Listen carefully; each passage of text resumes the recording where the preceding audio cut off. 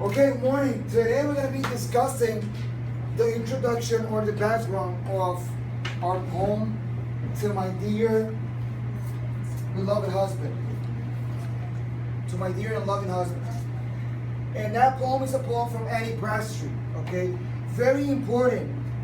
We know that the Puritans had certain religious views.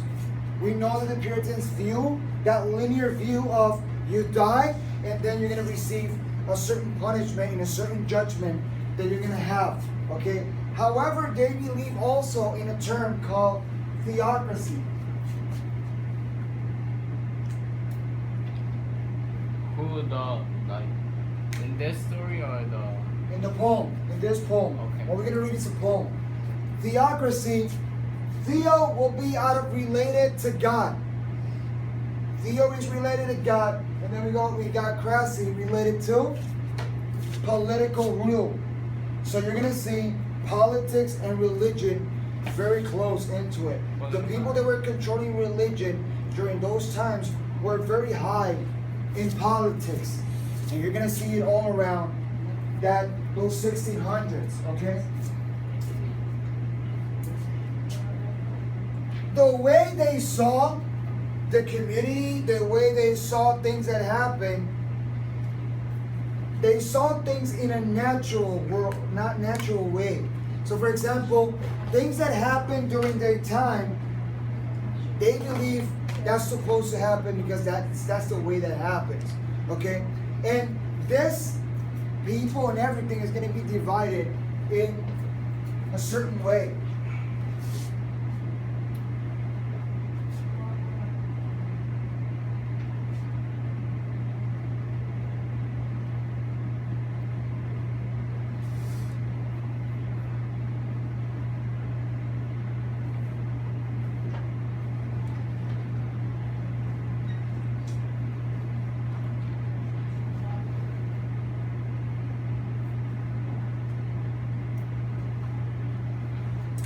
It's going to be divided in terms of value. If you are at the top, you have the less or the more value? More value. If you're in the bottom, you have the highest value or the lowest? The lowest value. So, for this people, the one with the highest value is who? According to our pyramid, God. Who's the second? Man. Who's the third? Woman. Women. And who's the fourth? Slaves. Listen. Women, are they on top of men or below? Below. So, women are so insignificant that they're below men. So insignificant. Like, men are so powerful that you're not going to see. You're not going to see men here and women here. You're going to see women at the bottom. Why at the bottom? Because they're so insignificant. Like, why you have women? There's no reason of having women. Okay? They don't do nothing in their society, like it's nothing. Like women at that moment where we're just they're occupying a space. That's it. A space that is basically controlled by men. That's why you don't see women on top of men on that pyramid. That's why you see women below. Because women are useless.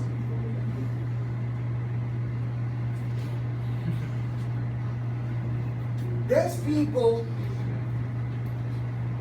are going to continue to have this thought around those 1600s. And this thought is going to go basically from 1600s to the 1900s. Wow. How many years? 300 years. These were the thoughts of the Puritans. The Puritans.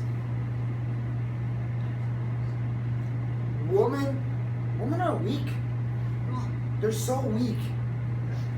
They're so pathetic. they're brainless. Women, they can't write. They don't have the brain to write.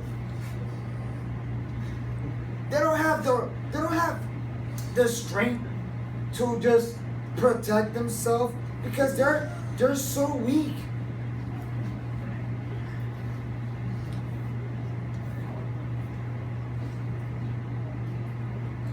And men just basically, as strong as they are, they have to carry women. It's just the way it is. The only thing that women are good is to have children and do the housework. That's the job of the woman. By the way, this is not the thought of Gonzalez. This is the thought of the Puritans. But Okay? it's setting me right here. That's why I told you that you were going to suffer today. So this thought is not from now. That was a thought of the 1600s. Okay? That's why I was firing at the girls right here. Because I'm setting you up to explain that was a thought of those people during what century? 1600 to 17th century. Very good. I just set you up right there. 1600s, 17th century. In 1900s, 20th century is when the women are allowed to vote, to finally vote. Women were so oppressed. Slaves were so oppressed. Remember, slaves are going to be free after the Emancipation Declaration by Abraham Lincoln. So you had Civil War, you have a bunch of things so those slaves could be free. Okay? So there's a lot of things that happened. Basically, the freedom of the slaves came in the 1800s, 19th century, just 2 centuries ago. So you know the things that women had to go. Women were finally basically oppressed, but first, slaves were free in the 1800s. Women had the opportunity to vote, and they were more listened to in the 1900s. However, what happened during the 1950s? That decade of the 50s. Remember Luther King and the Civil Rights Movement? So basically, the black people started to gain rights. Basically, when? 1900s. Basically 1950s.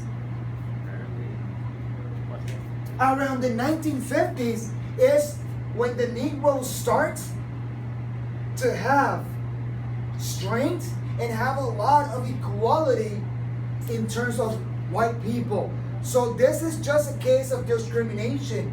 Discrimination against females because they were weak. That was they thought they were weak.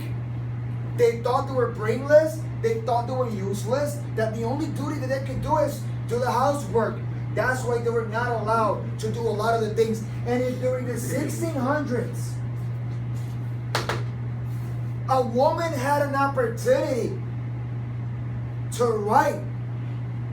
That was just difficult. It was very difficult. It was a big uphill battle. So basically, these people think that things are the way it is. Yes? I want to add something that they disguise themselves as men sometimes. Yeah, very good. A lot of the females, they have to disguise themselves as males. Why? Because it was a way for them to express themselves and to write. Okay? A lot of females had to use a male pen name.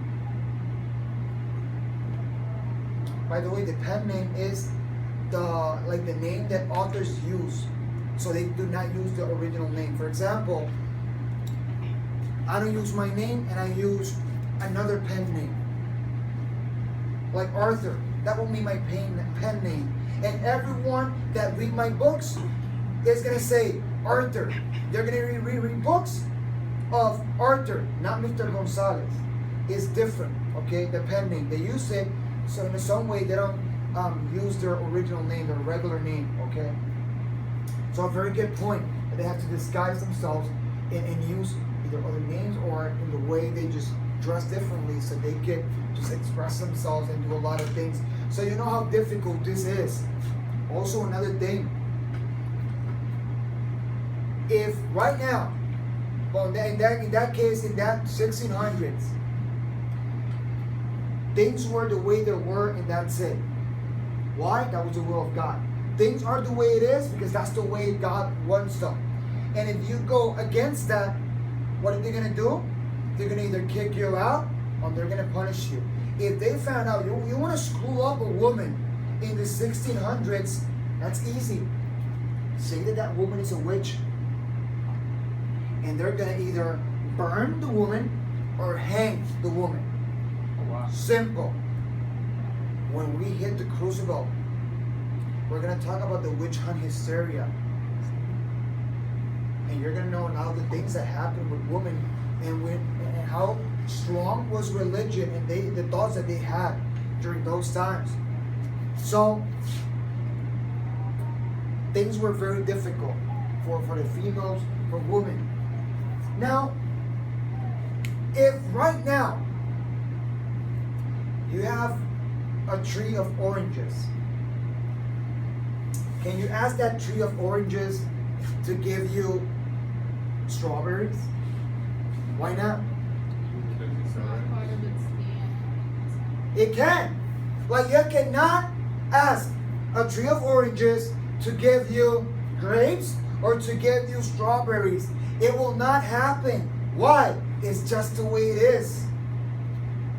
Simple. That's the view that these guys have. The way it is, that's the way it is because God wants it to be that way and there's no one that can change it, period. That was their view. And if you don't follow that view, they consider you an atheist. And what can be with an atheist? They're going to kick that atheist away. So you have your selected group here, your exclusive club. And if you don't believe in the things they believe, they'll kick you out, they will isolate you, and you're not a member of that exclusive club. It's like, for example, you guys, you have a cycle of friends. And sometimes you don't let other people enter your group of friends because those are your friends. And you try, and probably you're a loner. And probably you're alone in the school and you're isolated. By the way, at some point this year, we're going to read the Chocolate War. You're going to know what is isolation. I started reading it. So if you want to know isolation, you're going to know it there. If you don't want someone to be part of your group, you kick them out. Why? Because probably it doesn't like the same music as you like. It doesn't like the books that you like, the video games that you like, the sports that you like. Simply doesn't like nothing that you like. It's anything. And that's why you kick them out. Same thing that happened 1600s. They're going to kick people out because they don't have the same religious views as them. It is plain simple. It is just the way it is. However,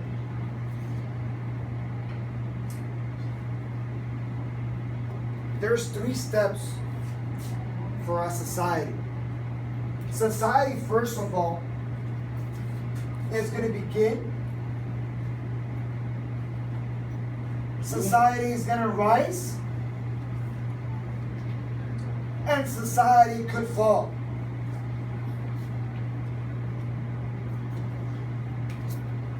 You build a society, and these guys know what is building a society because when they arrived in America, they had a lot of struggles and they have to build their communities, their colonies.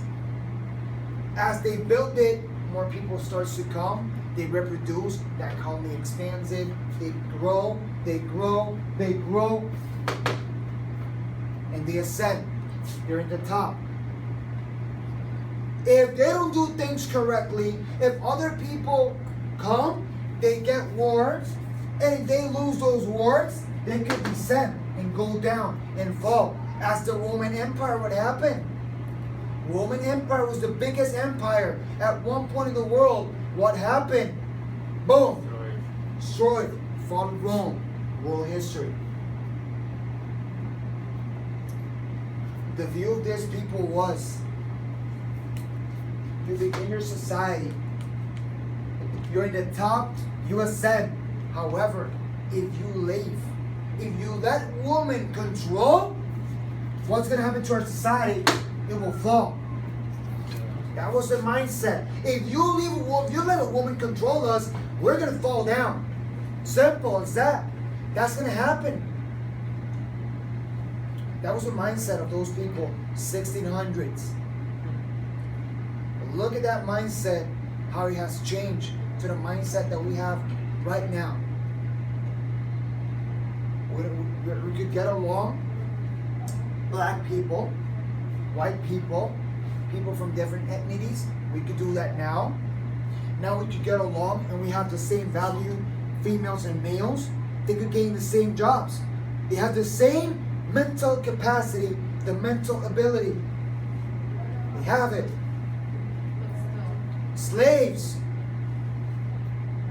After the emancipation, that there's a lot of people that they pay lower than they're supposed to gain, of course, but things have changed on and on and on. Now we got what? The sexual preference. Now it is changing also. So look how our world was constructed in a way, and there's a lot of people that are complaining about these changes. Why? Because there are people that are not used to these changes. They're used to that the world is in a certain way, and that world doesn't have a break to change. And I'm gonna see it like that, and it will not change. Once you change it, it's totally different. It's like when you guys wake up and you do the same thing over and over and over and over and over. Once you get out of that monotony, you're like, whoa, what's happening here? Something you're not used to. When you move, another weather, another environment, you're not used to it. It's just simple human behavior, but the world is changing big time. And you compare 1600s.